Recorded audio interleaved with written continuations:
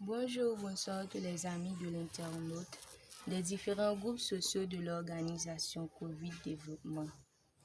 Nous sommes donc le mercredi 26 octobre 2022 pour la présentation de la rubrique Marie-Denise Toussaint, membre en jeunesse culturelle, ainsi que nouvel membre du secrétariat. Bienvenue à cette rubrique, les mercredis de la science sur les réseaux sociaux de Covid. C'est quoi le mot détendre? Faire en sorte que quelque chose ne soit plus aussi tendu. Étirer, en diminuer la tension. Détendre les cordes de la guitare.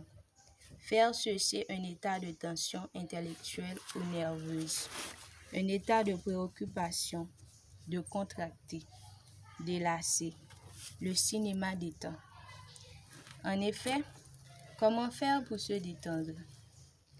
Chasser ses mauvaises pensées en prenant une douche chaude est sans doute la méthode la plus efficace et la plus agréable. Pour se détendre, c'est connu. Une douche chaude permet de calmer le système nerveux et offre une relaxation profonde et immédiate du corps.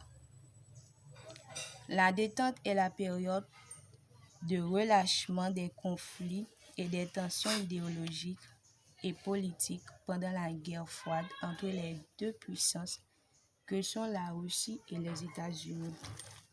En parlant d'une personne décontractée, c'est manifester une confiance en soi, souvent excessive, une allure décontractée, être dépourvu de tout formalisme, ne pas être guidé, une tenue de contracté. Avant de conclure, pourquoi les Russes veulent l'Ukraine? La réponse la plus évidente est le retour de la Grande Russie. Le maître du Kremlin veut rétablir une zone de protection autour de son pays. Et cela passe par une zone d'influence sur les pays de l'ex-URSS, dont l'Ukraine faisait partie, mais qu'a pris son indépendance en 1991.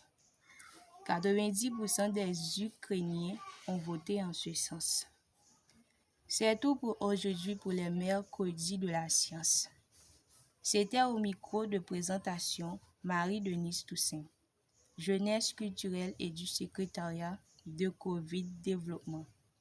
Bon mercredi de la science et de l'histoire. Que Dieu vous bénisse et vous prête vie. Merci de votre attention soutenue.